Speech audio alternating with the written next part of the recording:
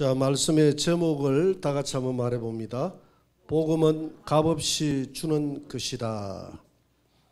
자, 오늘 저녁 이 5장의 말씀은 나만의 그 나병이 요단강에서 침례를 받음으로 치유가 되는 그런 사건을 담고 있습니다. 그래서 구약 성경에서 침례를 예표하는 것이 두 군데다 그랬죠.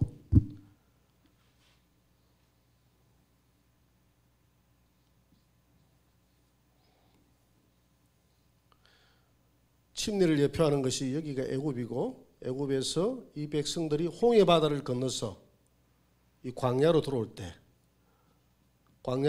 이 홍해 바다가 침례다 이렇게 이야기했어요. 침례. 이게 어디 나와 있습니까? 고전 10장 2절에 보니까 우리 조상들이 홍해 바다에서 침례를 받았다 이렇게 돼 있어요. 누구에게 속해서? 모세에게. 모세와 함께. 그럼 모세는 누구의 모형이라고요? 예수님의 모형이다. 그래서 이 침례의 사건은 애굽은 바로 바로는 마귀를 상징하는 것이고, 애굽은 세상의 주인 대신 그 마귀를 이야기하는 거예요. 주인 대신 마귀라면 안 되죠, 이제? 말을 잘해야 돼. 주인 된 이렇게 마귀. 바로의 밑에서 우리가 종살이 하다가 홍해 바다에서 모세와 함께 들어갈 때는 십자가에서 죽는 것을 의미하는 것이고, 나올 때는 부활의 새 생명으로 나오는 것을 말했어. 광야로 들어왔는데, 광야는 사도행전 10장 38절에 보니까 7장 38절에 보면 7장이죠. 우리 조상들이 광야 교회에서 하나님을 섬겼다. 이 광야를 교회라고 그랬어요. 그래서 우리가 예수님을 만나서 예수님과 함께 연합이 되면, 침례는 연합의 행위거든요. 뭘까? 십자가의 죽음과, 물에 들어갈 때는 죽음, 물에서 나올 때는 부활. 그래서 그걸 복음이다 하죠. 복음. 이 복음과 연합이 되어진 성도들은 바로 교회로 들어와서 하나님을 섬긴다. 또 한 가지 침례의 모형이 있는데, 바로 요단강. 요단강에서는 누구와 함께 침례를 받았다 그랬죠? 법궤. 이 법궤는 또 누구 예표다 그랬죠? 예수님이 예표다 했습니다. 그 예수님이 들어가니까 예수님이 죽음의 이 물을 끊어서, 이게 십자가의 길이죠. 십자가의 길을 통해서 이 모압 지역은 세상이고, 이 가나안은 교회다. 교회의 완성은 바로 천연왕국이다 이렇게 이야기했습니다. 천연왕국이 바로 천국이죠. 그래서 이 법궤가 들어간 요 자리, 법궤가 들어가니까 물이 끊어지고, 법궤와 함께 죽고 법궤와 함께 나왔다. 이 말은 예수님과 함께 죽고 예수님과 함께 나와서 교회로 들어간다. 그런데 오늘 이 침례를 받았던 이 장소, 이 나만이 침례를 받았던 장소가 바로 법궤가 빠졌던 요 요단강, 여기서 받았다 이 말입니다. 그래서 아람이라는 나라, 이 나라 아닙니까? 아람에서 이 나만이 그 아람 왕 베나닷 2세죠. 2세의 그 친서를 가지고 사마리아 여호람, 당시에는 여호람 왕이죠. 아합의 둘째 아들 여호람, 그런 게 9대 왕이죠. 9대 왕. 여호람에게 이렇게 와가지고 여기 사마리아다 말이야. 사마리아로 와서 우리 신하를 고쳐내시오 이렇게 하니까 옷을 쫙 찢어가지고 내가 어떻게 고쳐내냐 이러니까, 이 소식을 누가 들었습니까? 엘리사가 이때에 사마리아에 엘리사가 있었다라는 이야기도 있고 있는데, 전체적인 이 맥락을 보면 쭉 앞에 보면 이때 엘리사는 어디 있었냐면 길갈에 있었어요. 길갈. 여기 길갈이거든요. 길갈에서 이 소식을 엘리사가 듣고 사람을 보내서 그 사람 내한테 보냈어요 해가지고 이제 이쪽으로 보내게 되죠. 따가닥 말을 타고 여기 와가지고 나와보질 않고 여기에 요단강에 가서 7번 몸을 담가라. 그랬더니 7번 몸을 담갔더니 그 나병이 깨끗하게 나았던 이런 사건들을 담고 있습니다. 그래서 이 두 가지 다 침례의 행위인데, 지금 이 나만은 침례를 받았다 이 말입니다. 그래서 우리가 침례는 영적 침례와 육적 침례가 있다 그랬죠. 그래서 우리가 예수를 이미 믿는 순간에 여러분들은 영적 침례를 다 받은 줄 믿습니다. 그래서 로마서 6장 4절에 보니까 침례는 예수님과 죽음과의 연합. 그 다음에 부활과의 연합을 고백하는 것이 침례다. 이것이 연합되어진 사람만이 어디로 들어옵니까? 교회로 들어왔어. 교회로 들어온 사람은 나만이 그 나병이 깨끗이 나았다는 것은 그 나병은 죄를 상징한다 그랬잖아요. 나만의 모든 죄가 그 침례, 예수 그리스도와의 십자가와 부활의 연합으로 말미암아서 제사함을 받았다는 하나의 모형이요 상징적인 사건이다. 그래서 이 나만은 이방인이잖아요. 이방인도 십자가 밑으로 나오면 깨끗하게 침례를 받는다는 하나의 상징적인 그런 모형의 사건을 다루고 있다. 자, 그래서 나만은 깨끗하게 치유를 받고 엘리사에게 고마운 거예요. 엘리사에게. 그래서 이제 병사들을 데리고 호위하는 병사들이 있잖아요. 그죠? 호위하는 병사들을 데리고 엘리사가 있는 이 길갈로 찾아갔습니다. 문을 똑똑 두드리고 선지자님, 제가 병이 깨끗이 나았습니다. 그래서 오늘 15절에 보니까 온 천하에 여호와 외에는 내가 신이 없다는 것을 내가 이제야 깨달았습니다. 당신의 종이 드리는 이 자그마한 예물이지만 이 예물을 받으소서. 그러니까 오늘 16절에서 예물을 받을 수 없다고 이야기하죠. 16절 한번 봅니다. 다 같이. 이르되 내가 섬기는 여호와께서 살아계심을 두고 맹세하노니 내가 그 앞에서 받지 아니하리라 하였더라. 나만이 받으라고 강건하되 그가 거절하니라. 받으라 받지 않겠다, 받으라 받지 않겠다 하는 이 모습을 마음에 안타까운 모습으로 쳐다보고 있는 한 사람이 있는데 그 사람이 누구였습니까? 게하시. 저거 봐도 못할 텐데, 저거 봐도 못할 텐데 왜 저럴까, 왜 저럴까. 뭐 사람이 황금을 보니까 눈이 어둡잖아요. 그래서 이 바보스럽게도 엘리사가 한 푼도 안 받고 돌려보내니까 게하시가 속으로 그냥 답답해서 미칠 것 같는 거예요. 그래가지고 저마치 그렇게 멀리 가지도 않았어요. 어느 정도 거리를 갔을 때 게하시가 그냥 열심히 100m로 막 이런 것처럼 마라톤 해가지고 달려갑니다. 뒤로 달려가가지고 막 달려오니까 오늘 나만이 21절에서 그러잖아요. 21절에서 가만히 쳐다보니까 게하시가 달려오니까 저렇게 뛰어올 때는 분명히 엘리사에게 무슨 문제가 생겨서 저렇다 생각하니까 마음이 불안해요, 안 불안하네요? 불안하죠. 나에게 은혜를 입히고 무슨 해코지나 당했나? 아니면 무슨 뭐 쓰러졌나? 등등. 그래서 술에서 퍽 내려서 하는 말이 무슨 평안하냐? 아무 주인에게 문제가 없느냐? 이 말을 먼저 물어봅니다. 그러니까 게하시도 아무 문제 없습니다. 평안합니다. 그런 문제가 있어 찾아온 게 아니고요. 우리 선생님이 오늘 뭐라고 이야기했느냐면 에브라임 산지에서, 에브라임이 여기거든요.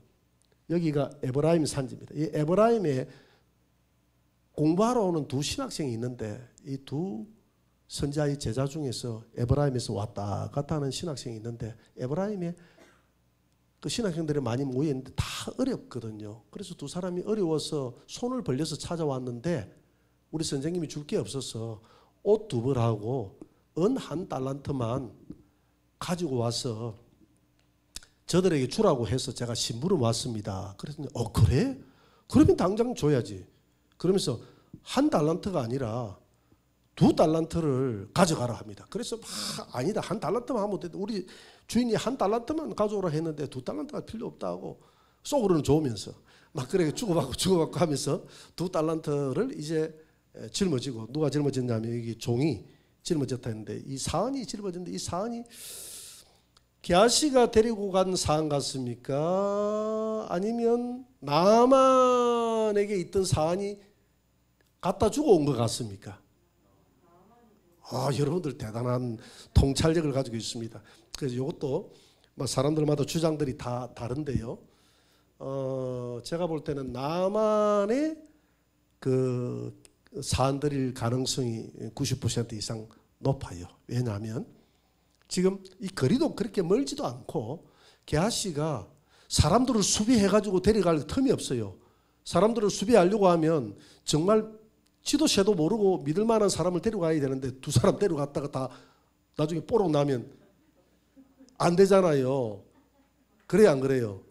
그래서 지도 새도 모르게 가져가려고 자기 혼자 가가지고 한 달란트만 달라고 했던 거예요. 한 달란트는 약 한 34kg거든. 34kg니까 자기 혼자 짊어질 수 있다고 생각하는 겁니다. 그러니까 34kg 되면 쌀 포대 한 자루하고 반 정도니까 돈이니까 가볍잖아요.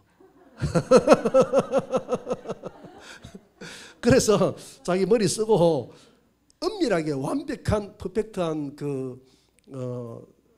계략을 꾸미는 거죠. 사람들 데려가면 안 되니까 자기 혼자 살짝 가가지고 옷 두 벌하고 한 달란트 정도는 내가 짊어지고 올 수 있겠다 하니까 한 달란트만 달라고 했는데 두 달란트 하니까 조금 생각은 계획은 어긋났는데 어쨌든 뭐 자기가 짊어져 주는 게 아니니까 이제 갖다 주고 오라고 한 거예요. 갖다 주고 와서 이제 자기 집 언덕에 갖다 놨다 했는데 아마 집의 구조가 안쪽에는 그 주인이 엘리야가 살고 있고 아마 엘리야가 사는 그 입구 쪽에 어디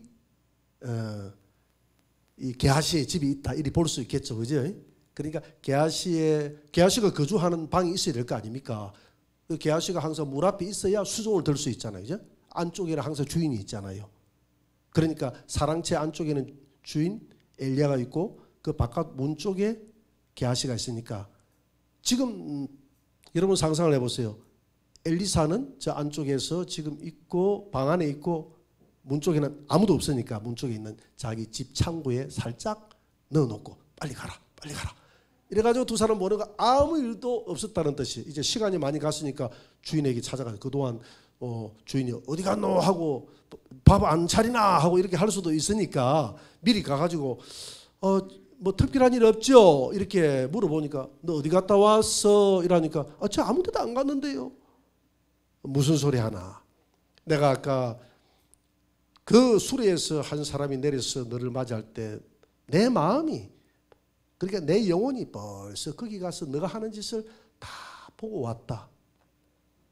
그러면서 오늘 5장 27절에서 이렇게 결론적으로 이야기를 합니다. 같이 읽어봅니다. 그러므로 나만의 나병이 내게 들어 내 자손에게 미쳐 영원토록 이르리라 하니 게하시가 그 앞에서 물러나매 나병이 발하여 눈같이 되더라. 자, 이거 게하시의 탐심 때문이죠.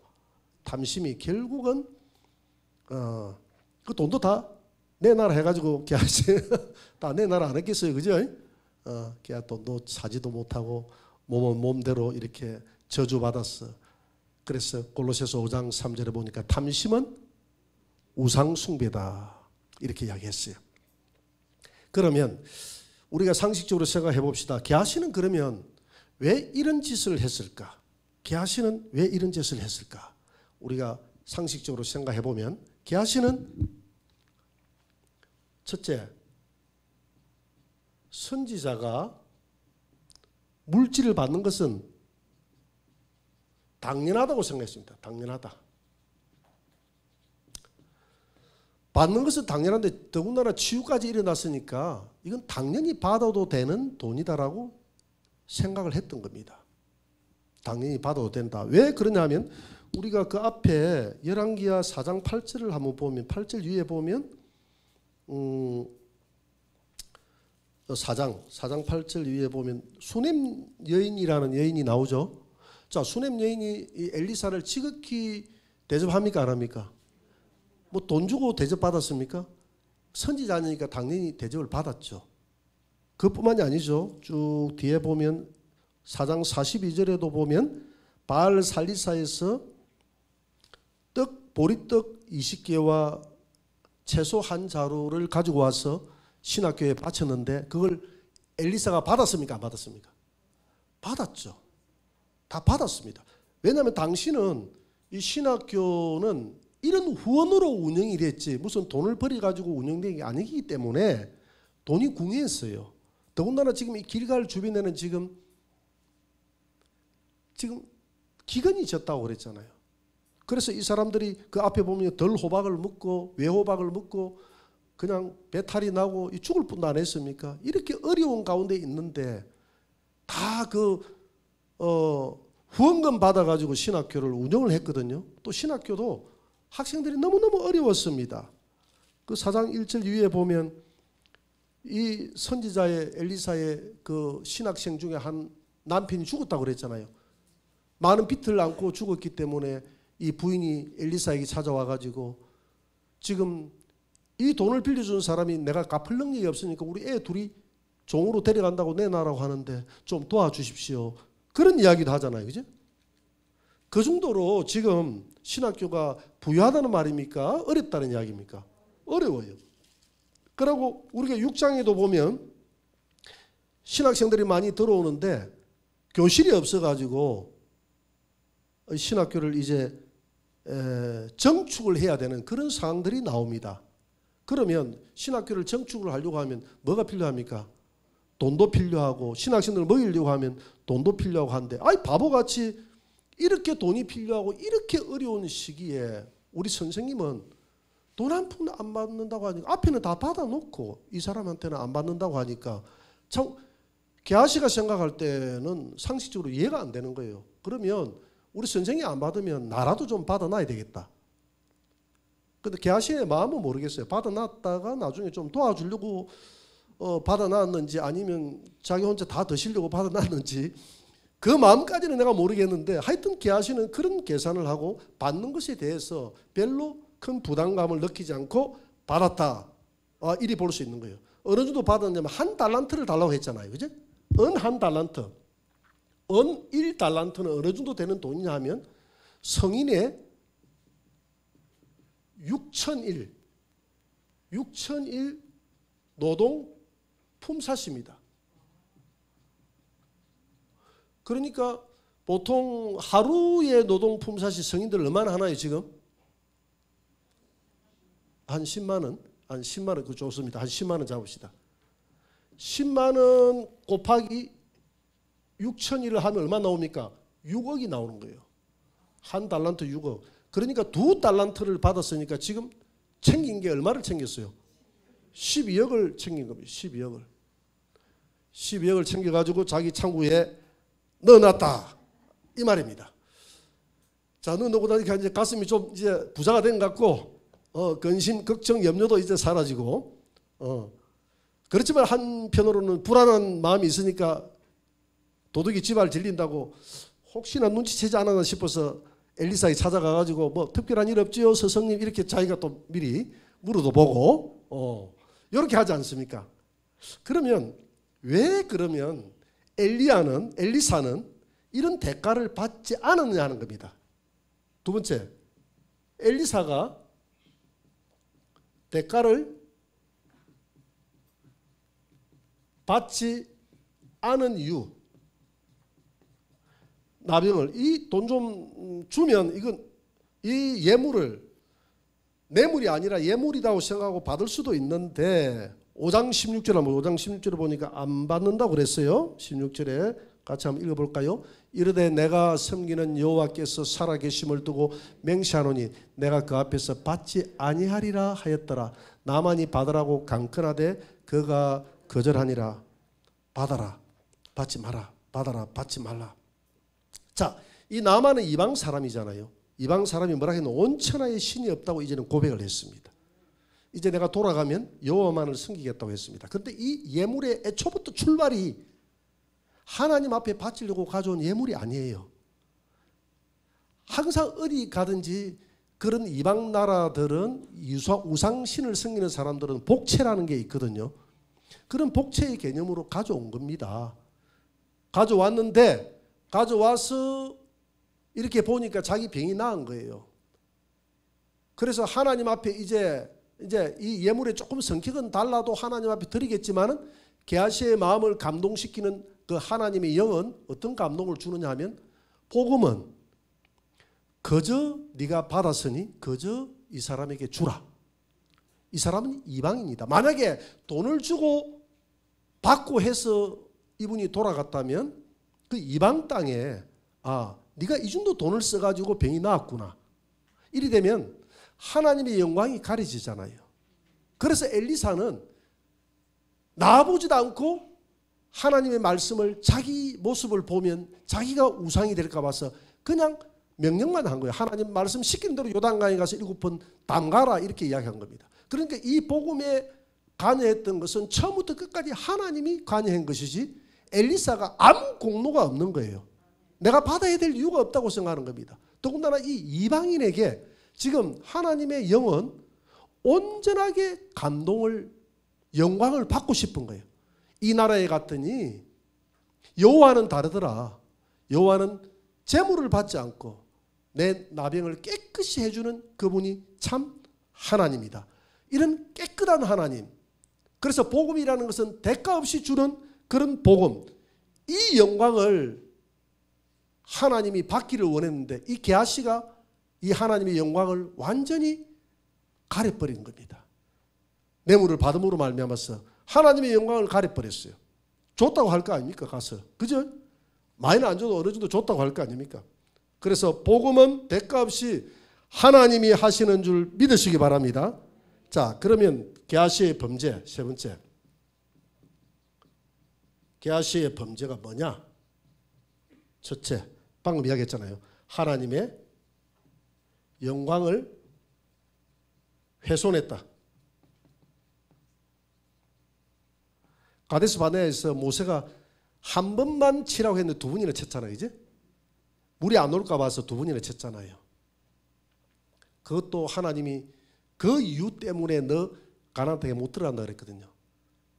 그래서 그 친다는 것은 십자가에 달려 돌아가는 것을 의미하는데 지금 모세는 뭐 두 번이나 침으로써 마치 이 지팡이에 무슨 큰 의미와 영광이 있는 것처럼 이렇게 나타냈다 이 말입니다. 한 번만 딱 명령하면 물이 날 건데 두 번이나 팍팍 나옴으로써 마치 이 지팡이가 무슨 요술 지팡이처럼 하나님의 영광이 가려졌기 때문에 모세가 그 한 번 실수한 것도 하나님이 용납하지 않죠. 그렇다고 해서 모세가 천국 못 갔다는 말은 아니라 하나님이 그 행위 자체는 분명히 짚고 넘어간다 이 말입니다. 지금 이 게하시도 마찬가지죠. 하나님의 영광을 드러내지 않았던 이 게하시 5장 26절을 한번 봅니다. 다 같이 한번 읽어봅니다. 엘리사가 이르되 한 사람이 수레에서 내려 너를 맞이할 때에 내 마음이 함께 가지 아니하였느냐. 지금이 어찌 은을 받으며 옷을 받으며 감람원이나 포도원이나 양이나 소나 남종이냐 여종을 받을 때냐. 은을 받으며 옷을 받으며. 자, 왜 이런 이야기를 지금 엘리사는 할까요?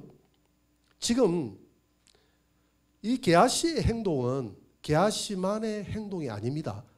이 게하시가 이걸 아무런 마음의 죄책감 없이 그 하나님의 그 위대한 선지자 밑에 있는 수정도는 이 게하시는 깨끗해야 되잖아요.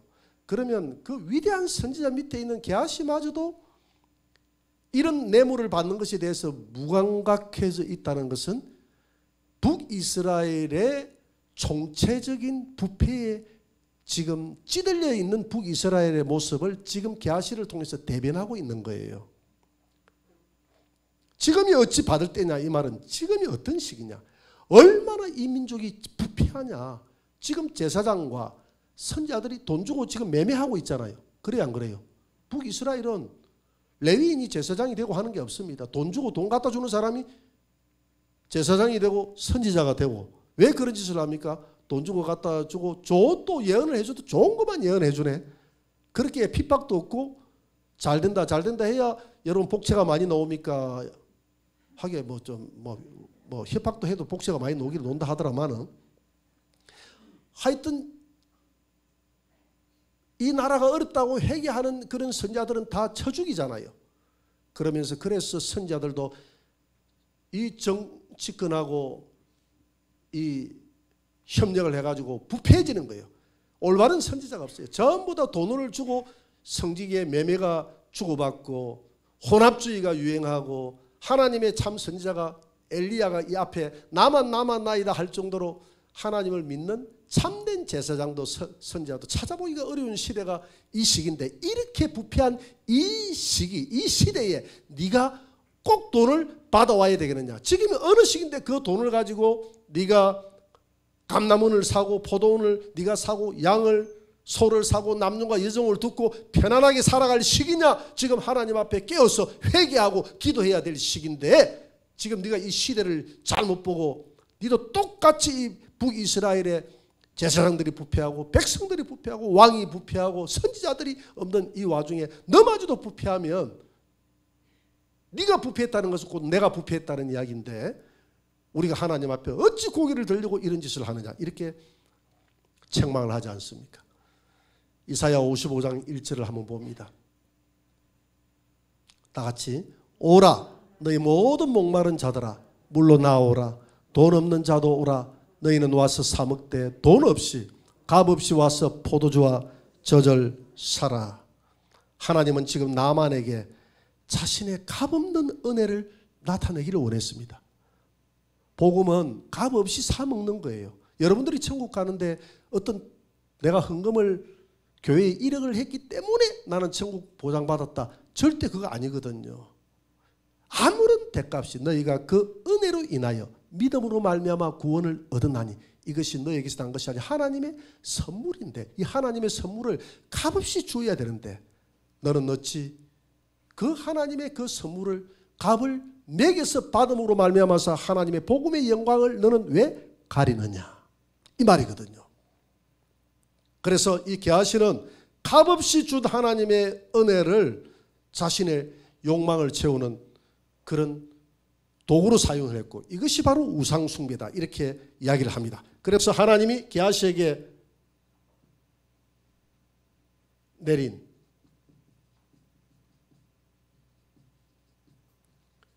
징벌입니다. 내린 징벌 심판. 열왕기 5장 27절입니다. 다 같이 읽어봅니다. 그러므로 나만의 나병이 내게 들어 내 자손에게 미쳐 영원토록 이르리라 하니 게하시가 그 앞에서 물러나오매 나병이 발하여 눈같이 되더라. 영원토록 이른다. 영원토록 이른다. 여러분 조금 전에 이야기했지만 이 게하시의 모습이 북이스라엘의 타락한 북이스라엘의 모습을 대변하는 것이다. 그래서 이 나만의 오늘 보면 그죠. 나만의 나병이 너한테 간다 이랬거든요. 그냥 나병이 바라는 것이 아니라 나만의 나병이 너한테 간다. 이것은 하나의 복음의 예표적인 사건이기도 합니다. 이 게하시는 이스라엘 민족이에요. 이 이스라엘 민족들이 총체적으로 부패해져서 지금 하나님이 주신 은혜를 우상의 버러지 같은 우상의 형식으로 바꿔버리고 있잖아요. 그런데 이방인인 이 나만은 하나님 앞에 순종해서 그 물속에 들어가서 그 몸이 깨끗하게 나병이 치유되는 그런 역사가 일어났습니다. 그래서 이 나만의 이 나병이 너에게 들어가서 너가 영원토록 내 자손에게 영원토록 이 저주가 이어지리라. 이것은 하나의 복음의 예표적인 사건이에요. 이 이스라엘 하나님의 은혜를 망각하고 우상의 버러지 형성으로 바꾸는 이 하나님의 복음이 이제는 이방인에게 흘러들어가서 이방인에게 흘러들어가고 너희들의 죄가 영원히 그대로 지금까지도 우리의 핏값을 우리가 잘못한 핏값을 우리와 우리 자손들에게 돌려달라 그랬잖아요. 그래서 지금 유대민족들이 그 핏값을 지금도 당하고 있지 않습니까? 물론 마지막에 가서는 그들이 돌아오지만은 하나의 그런 저주의 복음적인 하나의 예표다 이렇게 우리가 볼 수 있다 이 말입니다. 이방인이 받아야 될 심판을 지금 이스라엘이 나만이 받아야 될 심판은 나만은 이방인을 대표하는 것이고 게하시는 지금 이스라엘을 대표하는 것인데 나만의 그 나병이 너에게 전가됐다는 것은 나만은 치유가 받고 너는 영원토록 네 자손까지도 나병은 곧 죄를 상징한다 그랬잖아요. 이 죄가 이어지리라. 용서하지 않으리라. 그래서 하나님이 이방인에게 받아야 될 심판이 이스라엘 자손에게 흘러들어가서 자자손손 이 심판이 임할 것이고 이스라엘이 받아야 될 그 복음에 대한 놀라운 은혜가 이방인에게 흘러갈 것을 하나님이 이 말씀을 통해서, 이 사건을 통해서 우리에게 예표적으로 설명하고 있는 것입니다. 그래서 로마서 11장 30절에서 이렇게 말하고 있습니다. 한번 읽어봅니다. 너희가 전에는 하나님께 순종하지 아니하더니 이스라엘이 순종하지 아니함으로 이제 긍휼을 입었느니라. 너희가, 이 말은 이방인인 우리가 하나님께 순종하지 아니하더니 이스라엘이 이제 순종하지 않음으로 말미암아서 이제 우리가 긍휼을 입고, 나만이 긍휼을 입고, 저 이스라엘은 불순종함으로 말미암아서 저주를 영원토록 받게 되느니라.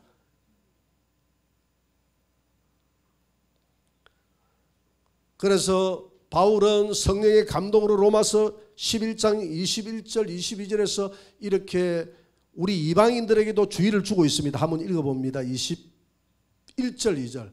하나님이 원가지들도 아끼지 아니하셨은즉, 원가지들은 이스라엘 민족을 이야기합니다. 너도 아끼지, 이방인들 너도 아끼지 아니하시리라.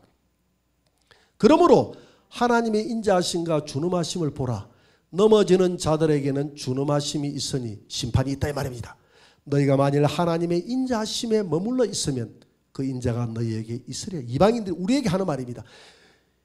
유대인들이 이스라엘이 범죄함으로 말미암아서 받았던 그 은혜가 우리에게 왔는데 우리가 그 하나님의 은혜에 머물러 있어야 된다, 이 말입니다. 인자하심에 머물러 있으면 그 인자가 너희에게 있으리라. 그렇지 않으면 너도 찍힌받으리라. 이스라엘을 찍어내듯이 너도 찍힌받으리라. 그러니까 하나님이 이방인인 우리에게 주신 은혜도 우리가 교만해야 됩니까? 겸손함으로 받아야 됩니까? 겸손함으로 받았어. 그렇지 않으면 원가지도 사정없이 찍어내는 하나님이 네가 교만하고, 네가 이전에 이스라엘처럼 교만해서 우상을 섬기고 혼합주의에 빠지고 네가 탐심에 젖어들고 그렇게 하면 하나님이 이방인이 너도 심판한다는 것을 잊지 말라. 오늘 우리에게 주시는 하나님의 경고의 말씀인 줄 믿습니다. 그래서 오늘 게하시가 부렸던 이런 탐심은 이스라엘의 총체적인 탐심의 하나의 모형이라고 했지 않습니까? 오늘 하나님은 이 로마서의 말씀을 통해서 우리 이방인에게도 이 은혜가 흘러 들어왔다고 안심하고 너희들이 타락하지 말라.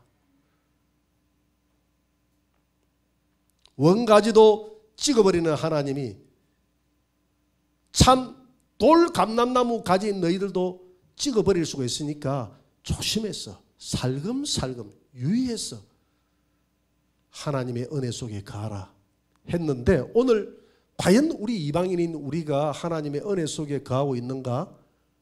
우리 자신들을 돌아봐야 될 줄 믿습니다. 오늘 하나님은 값없이 은혜를 받았으니 오늘 이 엘리사를 통해서 값없이 복음의 은혜를 주기를 원해요. 제가 어떤 붕괴를 잘 한다 해서 하도 예전에 좀 안면이 있는 저 기도원 원장님이 저 어디입니까? 저 흥해 위에 하시는 분이 있어요. 옛날에 제가 예편을 74단에서 했기 때문에 그 기도한다고 기도원을 좀 들렀던 적이 있는데, 그 원장님이 이번에 저 훌륭한 만나지 못할 목사님이 오셨으니, 부흥 강사로 오셨으니까 여기 와서 좀 은혜를 받고 가세요 해서, 그래 한번 인사도 할 겸 가야 되겠다 해서 갔는데, 넘어지는 사역과 예언 사역을 하는데, 오늘 이것은 맛배기로 보여준 것이고 지금부터 본격적인 예언을 할 테니까 예언 받으실 분들은 20만 원씩 준비해서 다 요 방 안으로 들어와서 줄을 서서 다 방 안으로 들어와서 예언 받고 나가세요 하더라고. 그래서 20만 원을 받고 예언하는 경우는 지금까지 없었습니다. 제가 주로 서울 경기 지역에서 활동했는데 50만 원 이하로 예언을 해줘 본 적이 없습니다. 근데 여기서는 시골이기 때문에 할인해서 20만 원을 주니까 몇 프로 세일을 했습니까? 한 60, 한 5% 정도 세일을 했어요. 그렇게 해가지고 준다더라고. 그래서 가슴이 그리고 이런 예언 사역과 넘어지는 사역을 이런 사역을 배우기를 원하는 사람은 어떤 내가 설립한 신학교 어디에 입학을 하면 나와 똑같은 사역을 할 수 있습니다. 하나님의 은혜를 이렇게 이익의 도구로 마치 게하시처럼 오늘 우리는 이 복음을 값없이 받아야 될 복음을 값비싸게 이렇게 팔면 하나님이 원가지도 쳐버렸는데 그렇게 돌 감람나무 가지인 이방인 너희들은 잘라내지 않겠느냐. 유의하라. 여러분, 우리가 한국 교회가 직분자를 주면서 장로를 주고 권사를 주고 하면서 그게 얼마를 요구하고 이렇게 해서도 안 됩니다. 이건 회개해야 돼요. 이거는 총체적으로 회개해야 될 문제입니다. 직분을 받을 때 돈을 받고 직분을 주게 되면 돈 없는 사람은 직분을 어떻게 받겠어요? 생활보호 대상자인 사람은 직분을 어떻게 받겠습니까? 안 그래요? 돈 있는 사람이 직분을 다 차지하겠죠. 그래요, 안 그래요?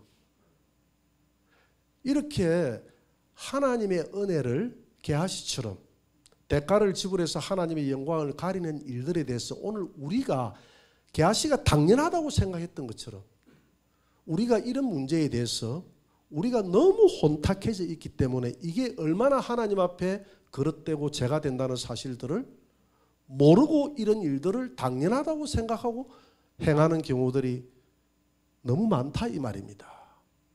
여러분, 오늘 말씀을 통해서 이런 문제들은 한국 교회에 회개해야 될 문제고 또 저를 비롯해서 내가 한국 교회의 일원이니까 내 자신도 오늘 이 말씀을 통해서 통회하기를 원합니다. 하나님 앞에 회개하기를 원합니다. 우리 모두 회개하기를 원합니다. 누구의 탓이 아니라 오늘 이 모습이 나의 탓이다. 할렐루야. 그래서 우리는 오늘 이 말씀은 오늘 유대인을 저 이스라엘 민족을 대신해서 게하시가 영원한 죄의 나병에 그 벌을 받았다면 오늘 이 은혜를 간직하지 못했던 나만의 후손인 나만의 이방인이니까 은혜 입었던 나만의 후손인 저와 여러분들이 똑같은 이런 부패 속에 죄를 반복하고 있지는 않는 것인지 우리 자신들을 돌아보고 하나님 앞에 탐심의 우상을 버리고 더 정직하고 정결을 회복해서 설 수 있는 그런 오늘 기회가 되는 이 밤이 되기를 주의 이름으로 축원합니다.